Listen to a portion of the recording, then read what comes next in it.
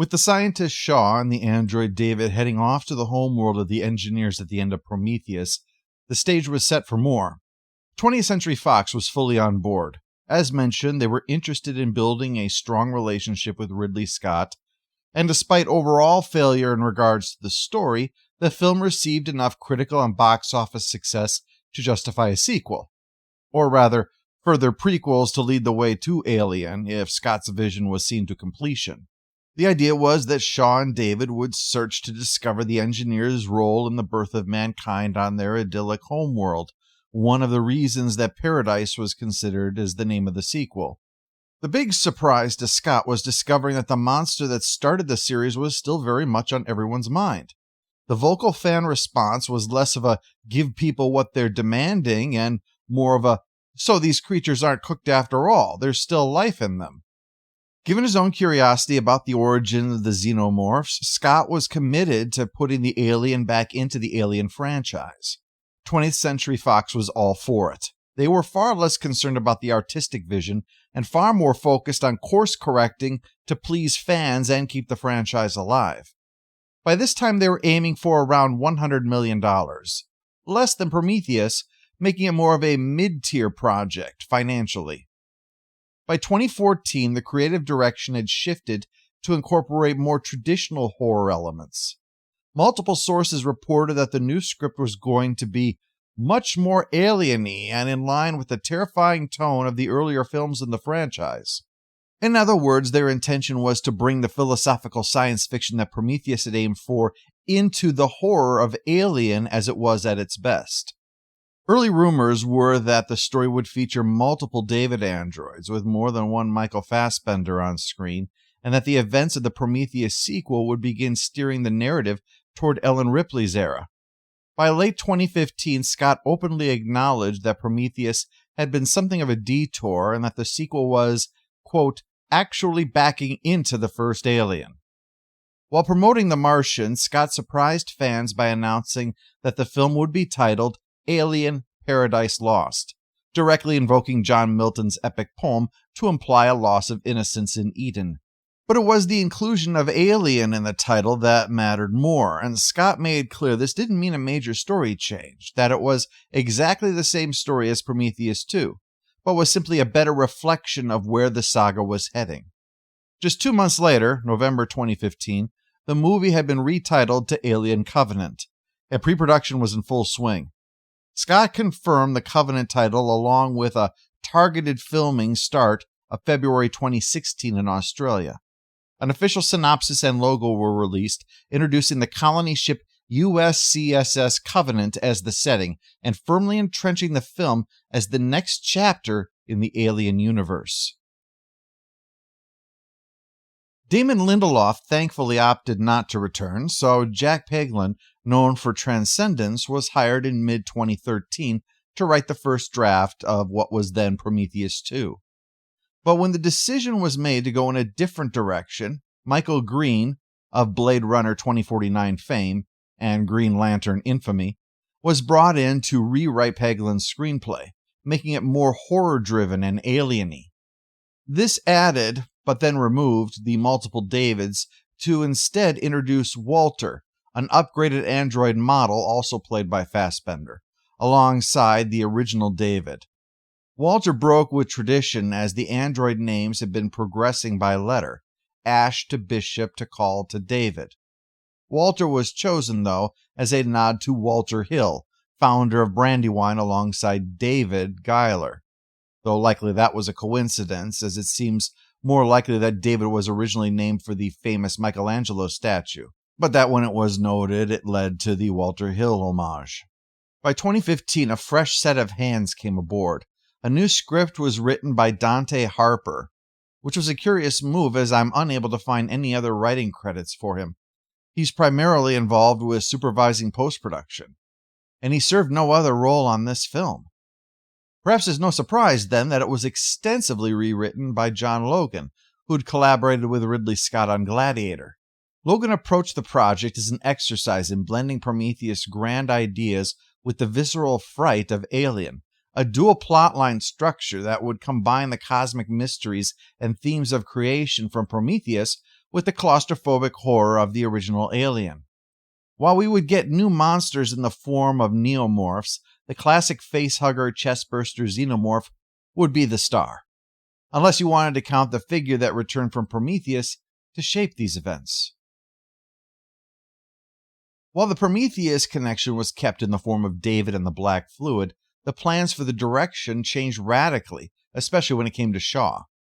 Early drafts heavily featured Dr. Shaw. In fact, concept artist Carlos Huante, who worked on creature designs for both Prometheus and Covenant, revealed that in the first version of what was called Paradise/Prometheus 2, Shaw was alive. They, that is, the Covenant crew, find her, and she's been hiding from David the whole time, and she helps them to escape. In that draft, Shaw had survived on the Engineer's planet and lived in fear of David.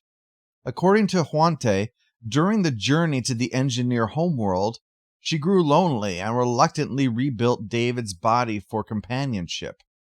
David, in turn, developed an affectionate, if twisted, bond with Shaw. Upon reaching the planet, David professes his love and kills all the engineers on the planet in a warped act of protection for Shaw, an act that she never wanted. Instead, Shaw was to be found to have died before the Covenant even arrives.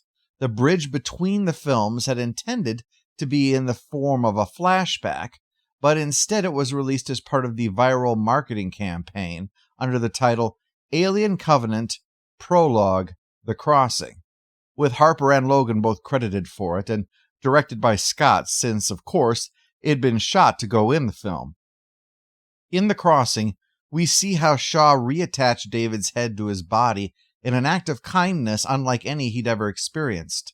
Regardless of what had happened, he was all that she had for companionship. She then slept on the journey, and David was left alone with nothing but the archives of the engineers to pass the time. According to Huante, it was likely a studio call that Dr. Shaw did not return in any major capacity. There was some back and forth on this point. Initially in 2015, Scott did intend for her to reprise her role. Trade reports even announced her as a star in the upcoming film. But as Logan's rewrite took shape, the decision was made to focus on a new crew of characters, the Covenant Colony ship's crew led by Catherine Waterston's Daniels, and also to shift the narrative emphasis to David's dark evolution. Scott announced in early 2016 that she would not be returning, save for the material in The Crossing. The decision to introduce USCSS Covenant colonists was to embrace the ensemble crew dynamic of the original film, a group of unwitting, otherwise typical humans stumbling into danger, while also having David's storyline carrying forward the Promethean themes. Rather than continuing Shaw's story arc, she was seen as more useful in contributing to David's arc, his slide into homicidal madness. David, as established, was left alone with nothing but the engineer's archives on that ship to pass the time. The concept was that he would grow to loathe them as being no better than his own creator, and the fact one decapitated him simply for existing showed he'd no reason to give them the benefit of the doubt. David's path would thus deviate from Shaw's goal. There's no answers worth getting from them. They should just be punished for their hubris. David would destroy them using the very weapons that, but for the accident that had killed them, would have been turned on Earth and ensure that he'd never been created. David, having committed genocide, would then presume to rise to the level of creator, even though his android aspects denied him the creative spark that it required to avoid being derivative. Much as it was humanity's creation, David, that destroyed humanity's creators, it was to be David's creations that would be destroying the humans. Ridley Scott began scouting locations to serve as potential alien worlds as early as August 2015. One major factor in choices was the lucrative incentive provided by the Australian government. In October 2015, Australia's Federal Film Incentive Program granted Alien Covenant 47.25 million Australian dollars to shoot in Australia, which was the same package that lured in Thor Ragnarok around the same time. In fact, Fox set up base at Sydney's Fox Studios Australia for soundstage work on Covenant, while their Australian arm, TFCF, used their New Zealand-based production vehicle WAS Productions that they had similarly employed for the New Zealand filming of the X-Men tie-in project Wolverine. They scouted potential Planet 4 locations on South Island. Given the dramatic wilderness of Fjordland, it seemed a perfect representation of the mysteriously idyllic setting that they were looking for. Throughout the late 2015 and early 2016, pre-production efforts intensified.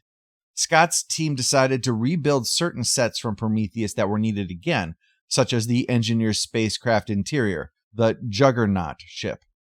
Scott was insistent on an organic feel for the creatures and environments in Covenant, leaning a bit away from H.R. Giger's purely biomechanical style, more towards a realistic biology. To that end, the production consulted with a San Diego zoo expert to inspire creature movement and anatomy, and Scott himself provided the creature designers with anatomical references, including specimens from the La Specola Museum in Italy, to make the neomorphs feel grounded in natural forms. As with Prometheus, the intent was to blend practical and digital techniques. Covenant employed practical creature suits and animatronics for many scenes. Around 30 creature NFX technicians built animatronic aliens over 6 months, with actors on set in creature costumes to be enhanced later by digital effects. The visual effects were led by multiple FX vendors, with MPC, Moving Picture Company, as the lead house, a company Scott had worked with on Prometheus and The Martian, alongside Framestore, Animal Logic, Luma, and others. Behind the camera, Scott brought back many of the people who had helped create Prometheus. Cinematographer Dariusz Wolski, production designer Chris Seegers, and editor Pietro Scalia were also on board, as was costume designer Janty Yates.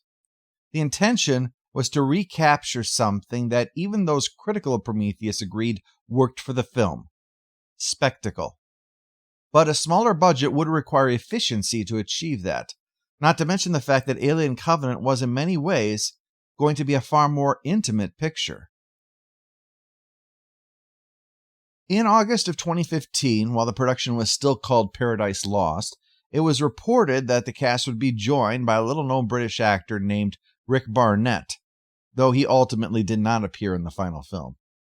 Instead, by the end of 2015, as production was ramping up, new casting announcements began being made. Catherine Waterston was to play the lead female role of Daniels, the terraforming expert of the Covenant. Waterston, coincidentally, had just starred with Fassbender in Steve Jobs a year earlier. Daniels was to be the film's, quote, new Ripley-like protagonist, a resourceful woman who would emerge as a survivor. Soon, more ensemble members of the Covenant crew were filled out. Danny McBride, better known for his comedy roles like Tropical Thunder and This Is the End, signed on as the ship's pilot Tennessee. Damien Beecher of The Hateful Eight would play security head Sergeant Lope.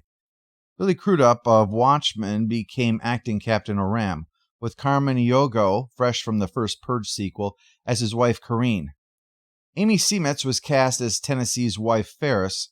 Kylie Henderson, whose Blair Witch sequel was in post-production at the time, appeared as Upworth, the communications officer, whose husband, Rix, was played by Jussie Smollett of Empire and that other thing. The reason for all the couples is due to the colonization mission. Unlike Alien, where this was just one more job they were on, Covenant was a one-way trip where they all intended to be neighbors for life. In a strange bit of stunt casting, the small part of Captain Branson, the Covenant's original captain and Daniel's husband, was none other than James Franco. Branson dies in the first act, during the hypersleep accident that awakens the crew, and only briefly appears in a video message and short prologue clip. Not too dissimilarly was the small return of Guy Pearce, who had played Mr. Wayland in Prometheus. After considering Max von Sydow and Rutger Hauer for the role, Ridley Scott had gone with the middle-aged Pearce instead, so that scenes could be set in the past and have him look naturally younger. Those scenes were all cut before filming, so Pearce played the entire film in old age makeup, though appeared without it for the TED Talk viral marketing. Pearce returned sans the makeup for Covenant when David was brought online by Mr. Wayland.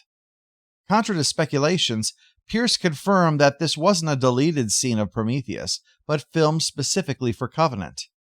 It would prove foundational for Covenant's overall antagonist. Michael Fassbender's David was the universally praised element of Prometheus, and he was given the challenge of not just having to evolve that role, but play opposite himself in a new kind of role. For David, Fassbender considered where David might have gone, considering he had, 10 years without any maintenance whatsoever.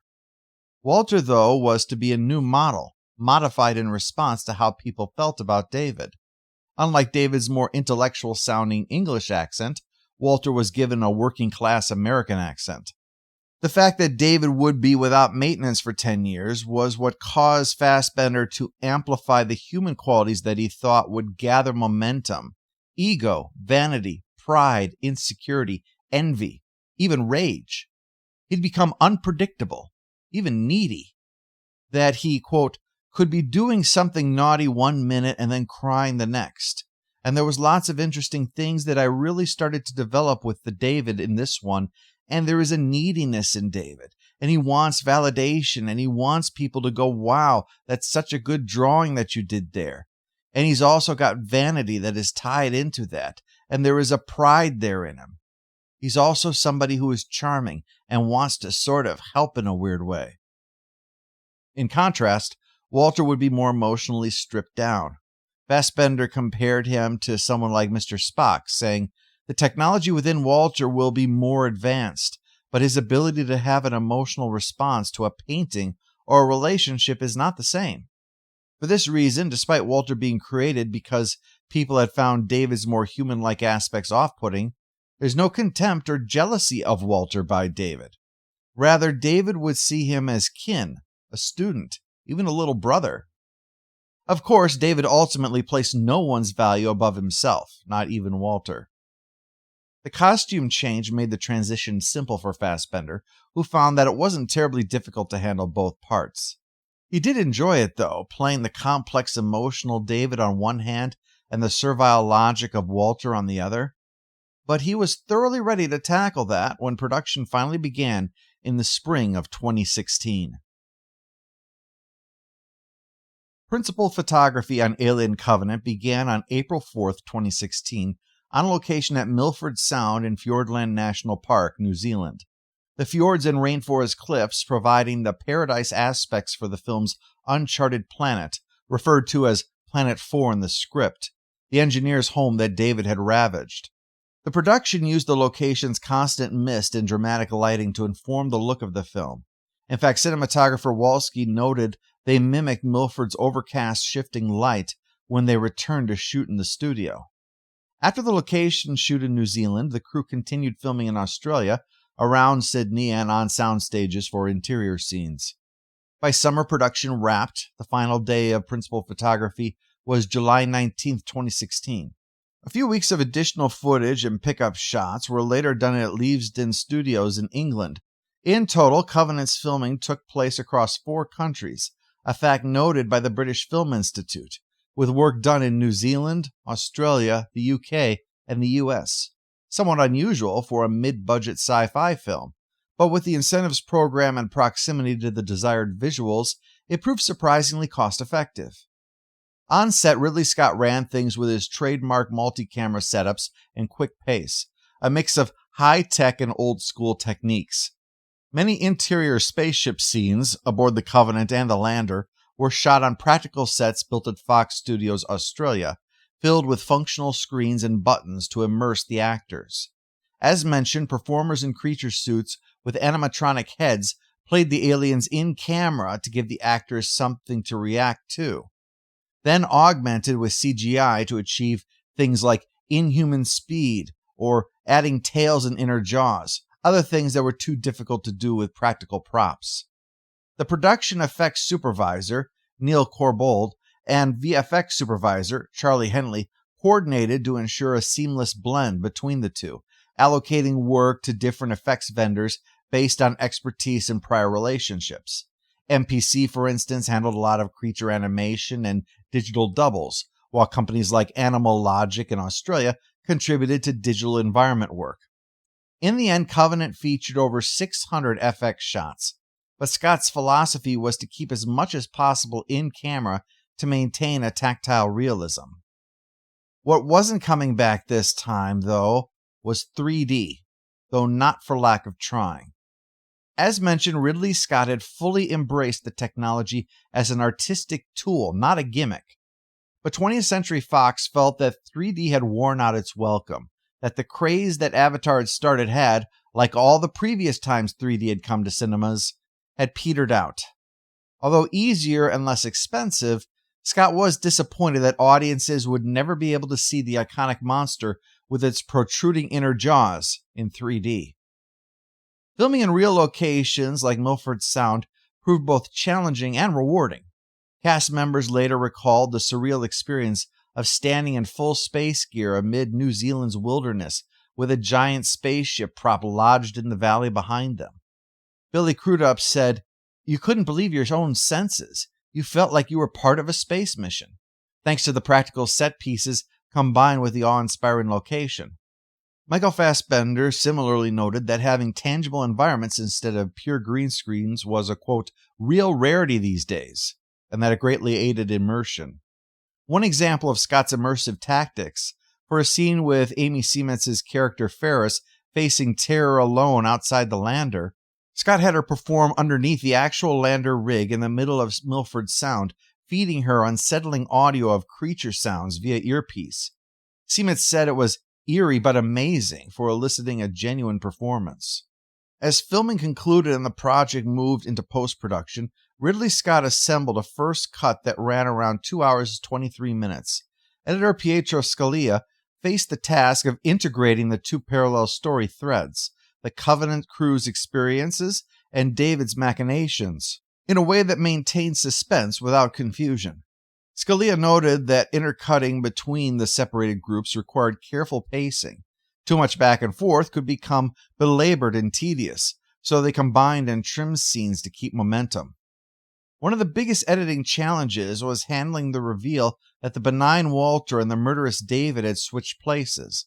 The filmmakers wanted to conceal this twist until the final moment, so they had to remove any telltale clues in earlier scenes. Scott trimmed the finished film down to just over 2 hours, within a minute and a half of where Prometheus had finished. The question was, what would audiences and critics think of the sequel that tried to recapture the spirit of the larger franchise? Alien Covenant held its world premiere in London on May 4, 2017, at the Odeon Leicester Square, and rolled out internationally over the following weeks. The U.S. theatrical release was set for May 19th, actually moved up twice from an initial plan of October to August and then May, an attempt to avoid crowded competition and capitalize on the early summer season. In the U.S., that put Covenant up against lighter fare, the YA romance Everything Everything and the family film Diary of a Wimpy Kid, The Long Haul. Debuting at number 1, it did pretty well, but still had softer numbers than Prometheus, though it should be noted without the benefit of 3D to boost tickets.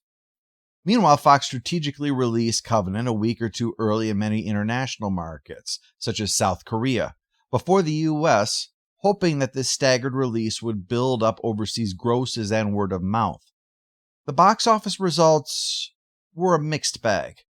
Alien Covenant grossed $240.9 million worldwide, about $74 million in the U.S. and $166 million internationally, on a production budget of around $100 million. That was enough to be modestly profitable for the studio, but that was significantly down from Prometheus, which had made $403 million globally.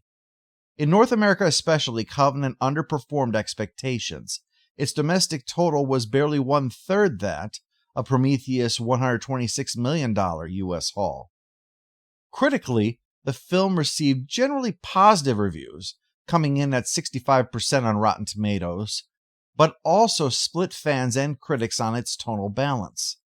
Many praised Fassbender's chilling dual performance and the beautiful cinematography, while others felt the film tried to have it both ways.